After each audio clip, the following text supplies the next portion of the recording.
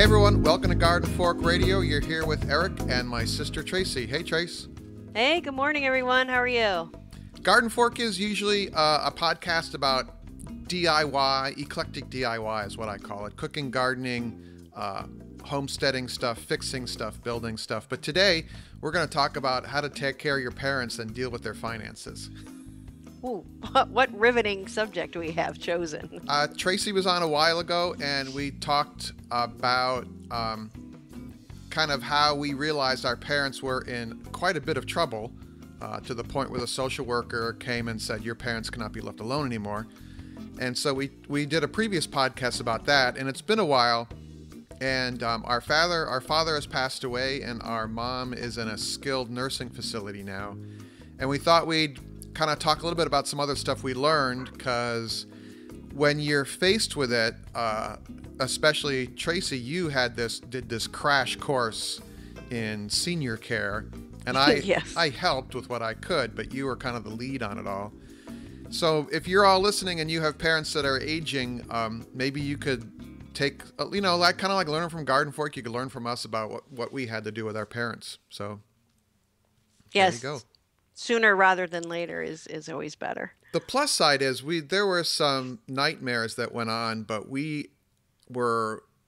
I was incredibly lucky because Tracy, you really took the steering wheel on this. And it worked out really well. Dad was in a place that he was safe, and Mom now is in a place where she is safe and cared after, and she's happy there.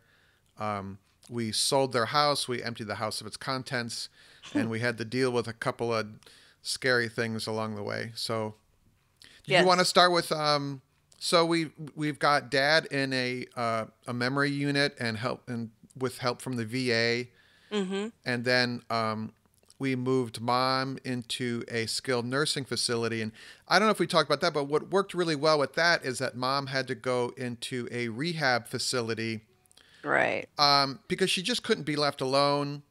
I don't want to go into the health issues of what she had or has, but it was kind of easy for us to move her into a skilled nursing facility, which is not a full-blown nursing home. Right. So we have to pay for it. Medicare does not pay for that. But it was, instead of taking her back to the house, we took her to the skilled nursing facility and said, here you are. Yeah, and then she went right into assisted living, Yeah. which is, there's like many levels of care for a parent or an older person. So she's in assisted living, which is meals, laundry, and some general assistance to her. And there's emergency pulls, and there's great help with her medication. Because my goal and with my brothers was that Mom needs to be safe and she needs to be healthy. If she can be happy too, yay! But mostly I just wanted her safe and healthy, and she couldn't do that back at the house. And what we were running into is we would call them and say, did you take your pills? And they'd both say, oh yeah. And they didn't.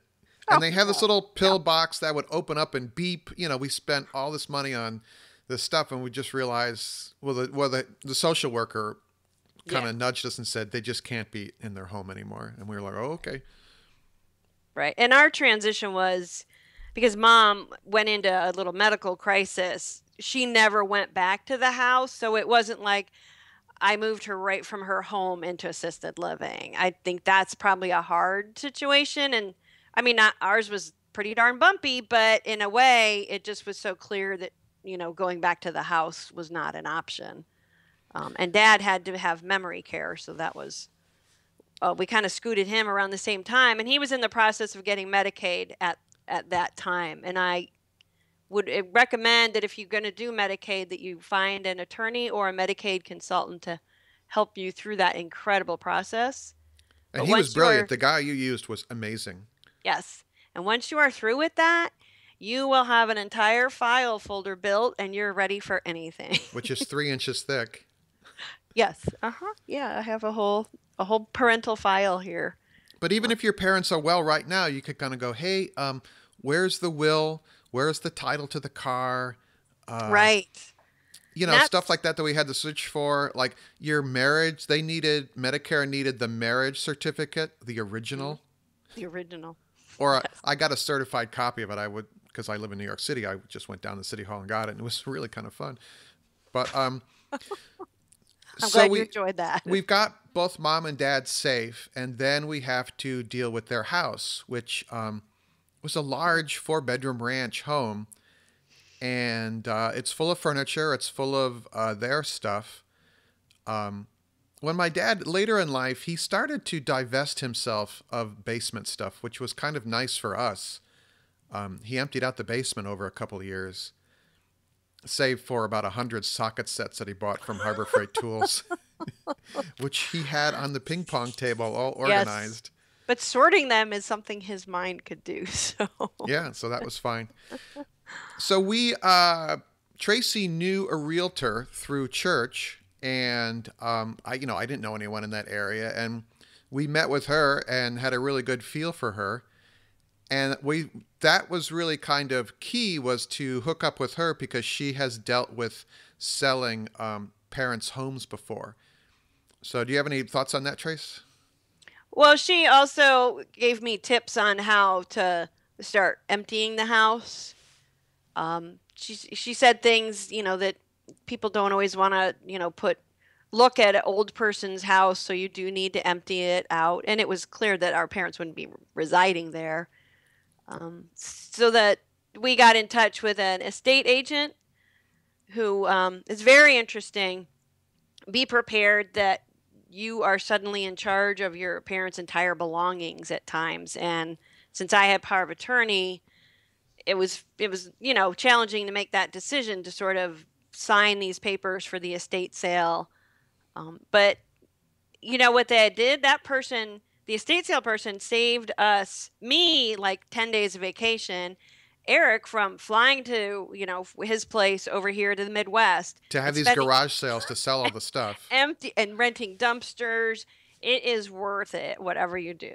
So what the estate sale person does, and then you can find them through the realtor you're using will probably know them because they all work in the same world. They come in, they walk through the house, and they're kind of brutal about it, but they're like, all right, we'll give you this much money for the contents of the house, and we will deliver you a broom clean house. And or they offer a percentage of the sale. It just depends on Right. what's in there.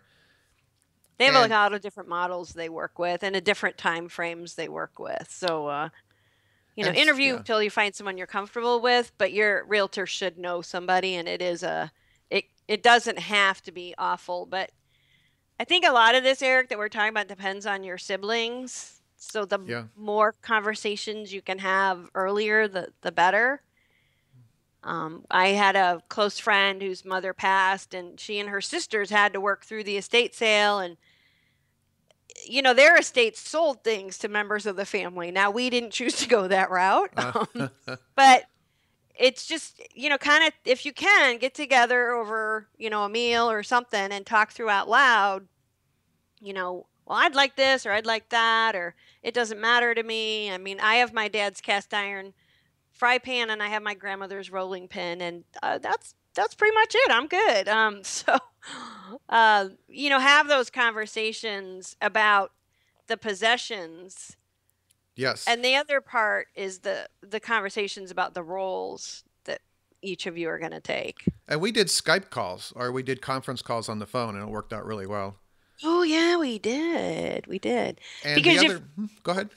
if you have a person who's not in the same geography, like one of your siblings is not there, they still could do a lot, because I would just, get in touch with Eric and say, I need you to take this over. And he could do it on the phone or email or whatever. And my in-town brother, he really physical hard worker, did a lot of the, house emptying and this and that. So these roles kind of evolve for us, and it was, we talked it through a lot, but that, having a plan and getting some comfort level with each other on those kind of conversations before your parents go into crisis is a really smart move. Yeah.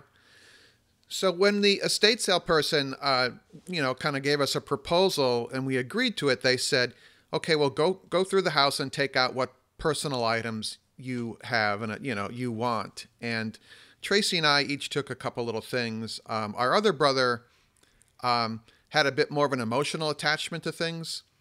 And so he took more things than we did. But but it's kind of like you have to kind of walk through that. And then we gave the house over to the estate people, and I don't know what they do with everything. Oh, what they do is stuff that they aren't able to sell, they will donate to charity. Clothing that they can't sell, they give to like the Goodwill of the Salvation Army and that. And they delivered a broom clean house. And that was so nice to fly to St. Louis and walk into an empty house. Yeah. Because I thought, I'm going to have to come out here 3 times. I'm going to, because I've seen my friends go through this and I've seen neighbors go through it. And I'm like, oh, so this was the way to go. We didn't make a lot of money, but my goal was not to make the money. My goal was to empty the house. Right. I think that was important. Everybody's like, oh, but that's worth a lot. Oh my gosh, just let it go. Because cleaning out a parent's house is physically and mentally grueling. Yeah, and it's actually a lot of the stuff is just not, it's not Antiques Roadshow material. Yeah, no.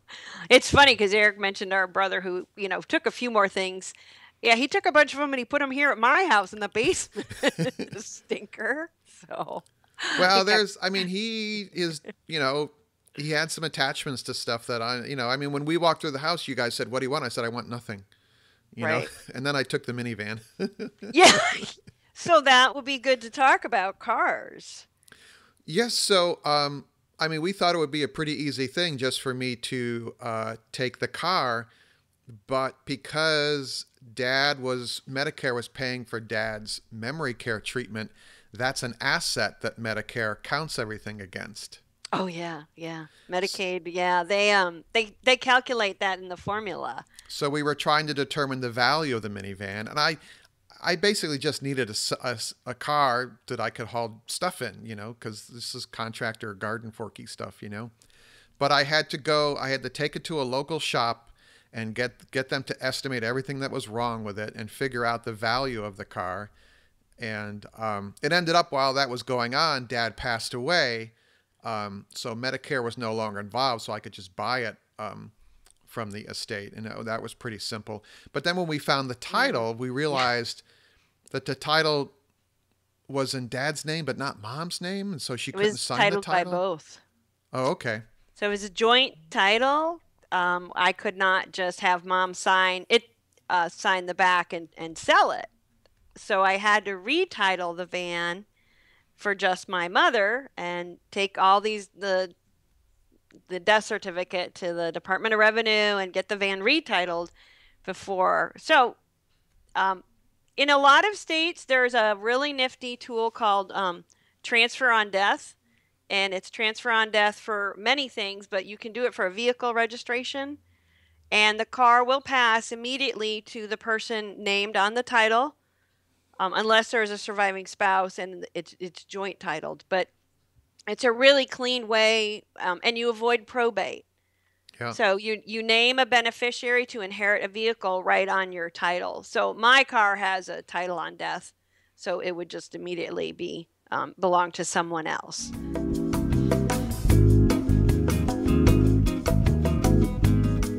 Hey everyone, I'm wondering if you would consider becoming a monthly supporter of Garden Fork Radio and gardenfork.tv. We've made it really easy to do so. We've started a Patreon campaign, and you choose a dollar amount every month that you would like to contribute to Garden Fork. The suggested dollar amount is $3 a month. That's less than $1 a show, $1 a show, as Rick calls it. It's about $36 a year, so that's like a magazine subscription, basically, is how I think about it. If you're interested, there's a link in the show notes here. If you're listening on an iPhone in the podcast app, just tap on the Garden Fork Radio logo of this episode, and it will show the show notes, and there's a link in there. Or go to patreon.com/gardenfork. That's patreon.com/gardenfork. There's also a link on every page of our website. If you consider that, that would be really cool. Appreciate that. You can also support Garden Fork by using our Amazon shopping link, which is on our website. You can also go to gardenfork.tv/Amazon, and that, if the technology is working, should take you to Amazon as well. All right? Thank you. Oh, I actually want to go back to the sale of the house. Since both our parents were in care facilities, the house was empty.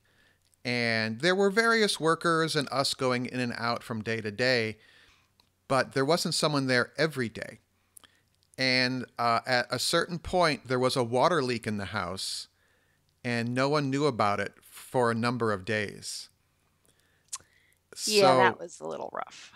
and there was rental furniture in the house for the open house, the real estate open house that was going to happen. And I will spare you the long story of this, but if the house is going to be empty, turn off the water main in the basement. And there's a Oh, couple reasons for that. First of all, it's just in case there is a water leak, but also we had to make an insurance claim on my parents' homeowners policy, and it actually worked out all right. But in the policy, it said if the house is vacant more than X number of days and the water main is not turned off, we will not cover any damage. hmm. So I did have to flip the house to a vacant policy. Yep. Um, I didn't even know of such a thing until, of course, we were completely in the thick of this crisis with the house. So, it was a good point, Eric, when the furniture got damaged, and I'm all for staging. That place looked great. Oh, it was amazing. Yes. Yeah, Yes. it Staging was. was worth the money. It was amazing. Yes. But I mistakenly signed the contract on behalf of my mother in my own name. I have power of attorney, and I really learned from that experience that I need to sign everything in a certain. You put your name, and then DPOA stands for designated power of attorney, and then for your parents' name, Right. and that really protects you. Because what happened was the rental staging company was quite upset, and they're like, "You have to pay us all this money. You have to pay us right away." And I looked at the order, the work order, and Tracy had signed her name without the DPOA part, so Yep. she was personally liable, technically, Yikes. for this rental furniture if the insurance company didn't come through. And it was a lot of money. Yeah. So the power of attorney is great, but when you sign anything, you have to do that DPOA part to make sure the people you're dealing with realize you're signing for this other person, not yourself personally. Yeah, that was a little eye opener. That was a little crisis moment there. Yeah. One of our crisis moments. So. And then the house was very attractive. There were a bunch of people interested in it, but people know that it's an estate sale, and so they play a mental game. They make an offer, and we accepted this offer, and they had their building inspector, house inspector guy come, and they sent, was it like a 40-page document or something? Oh, their inspector wrote an 82-page report on the house.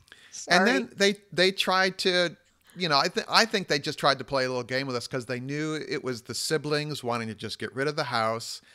And they tried to lowball us after our accepted offer. And they're like, we want a new roof. We want this brick pointing fixed. We want this fixed. We want this fixed. And we had already done a ton of work. We had waterproofed the basement. We'd fixed the foundation, and we were burnt.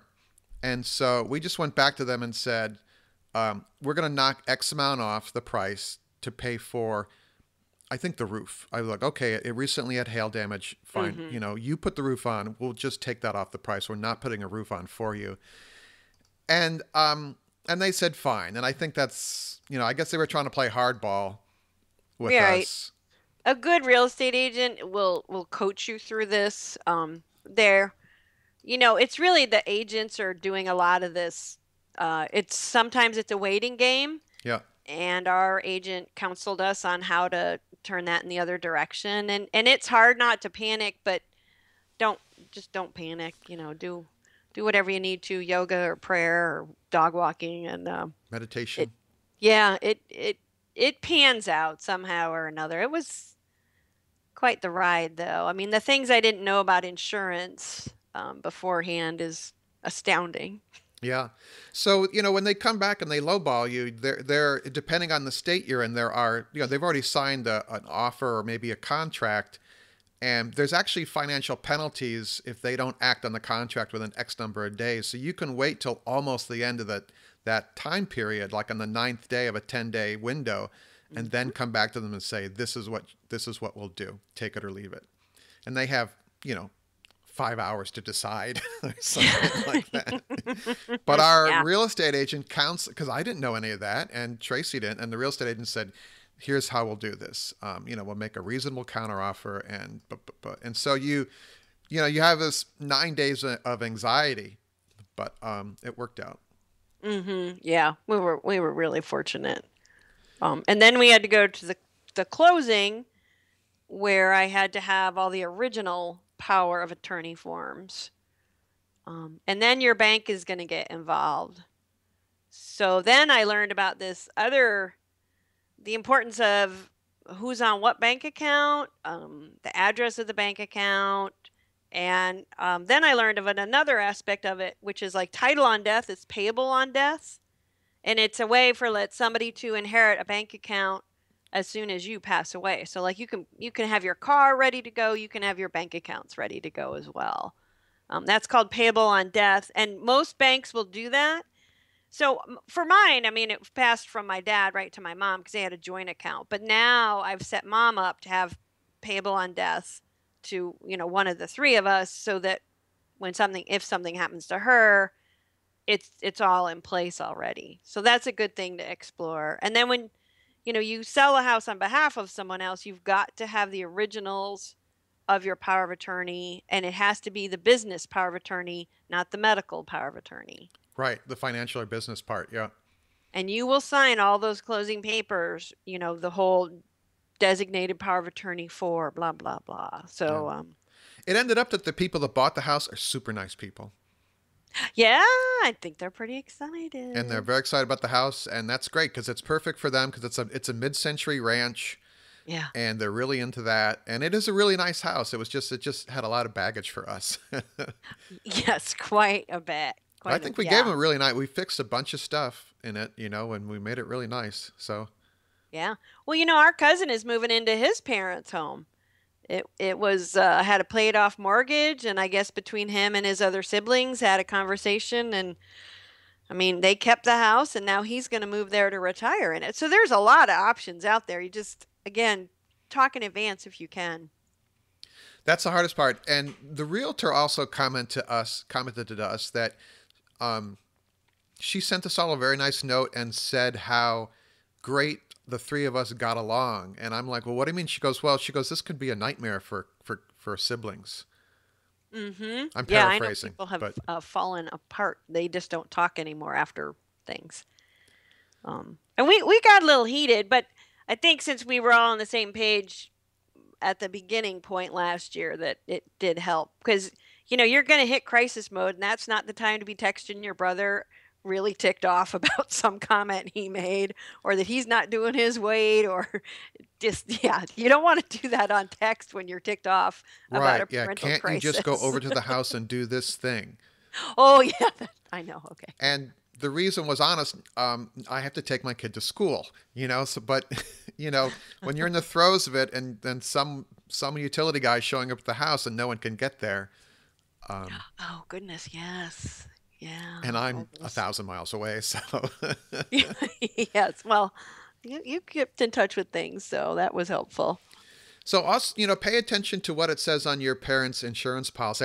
I read the policy 6 times, and I learned it was kind of funny. Some of the things you can tell the insurance company has had to deal with before. Like one of the sentences says, this policy does not cover the storage of nuclear fissile material on the premises, or aircraft in pieces that are being assembled on the premises. And I'm Wow. like, okay, we don't have an airplane in the basement. I don't have any nuclear material either. Good. Well, you never know with Dad, what he could have had. Yes. So he was very fond of storing Freon for a while, from what I remember as a child. Yeah. So It's going to be worth something one day. yes, we need that for next summer. Okay, thanks, Dad. So what were the couple other things? You had a whole list there, Trace, and I kind of I went off track. do. Bank accounts. So when one of your parents passes away, keep a bank account open. It can be a joint account or whatever in the name of your deceased parent. I was recommended 12 to 14 months. Now, I stupidly have taken Dad off of everything, so I'm going to have the fun time of when we do taxes of trying to figure out how to make all this happen. And I have a tax guy, thank goodness, who will help me. But you can't deposit checks to a deceased person. The bank's going to go, yeah, it's not too cool. Even I had some checks that were in both names, both parents, and I had to go back and ask for a check just in mom's name because, they will not take a check with dad's name on it. Some banks are different. I try to keep a close relationship with mom's bank. There's a branch near me, and so that hopefully they'll wiggle or they'll try to get things through for me when I get in a jam, Yeah. which, is going to happen. And that's actually it's a tiny side note, but you need to make this convenient for you. So if you need to move your parents' bank to has a branch near your house, I would do that. I also, part of the reason why we picked the facility that mom is in is she's between my in-town brother and I. She's about 15 minutes from each of us. There's nicer places, there's different places, but they're 45 minutes away. And I just needed to sort of be realistic and say, okay, if you want to see us, you need to be close to us. But So, the place she's in is really nice. oh yes, and it's smallish. Yeah, it's Yeah. not a lot of people. And her apartment, I'd love to have that size apartment. I could have like that and a laptop and nothing else. Yeah, I hope she watches Tiny Houses on HGTV so that, she gets the hint that people like a small space. So, she's filling it up, but you know what? I don't have to worry about that. Yeah, yeah, yeah. Yeah, once you let go of some of the control, it really helps. So Yeah. what's next? Addresses. It was a little odd, but when Dad passed, I changed his mailing address to my house. So you're getting mail for someone who's deceased, but they get a lot of mail. And it's just the funniest part was, of course, when somebody called me and asked me for his address. I said he doesn't have one right now, but it helped. And actually, I would say 90% of my mother's mail is here as well. And that kind of helped the personal relationship too. I know my mailman, we still have, boxes, and the guy drives up every day and leaves milk bones. And I just said, I use my mail for my parents comes here too. And he's like, oh, a lot of people do that. And it just gave him a heads up as to, I didn't have a bunch of people sleeping in my basement. It was just for Yeah. my parents. And that helps with everything because as taxes come due, I need Social Security and the IRS and every bank around to know that everything for my dad comes to this address. So you're going to find all sorts of little details that you didn't think of, like the benefit statements of retirement accounts, anything for health care, have it, or if you can do it electronic, do that. So that's my advice on addresses is to unfortunately switch it to your own house, which gets, can get confusing for the mailman, but just go talk to him and they'll figure it out. All right.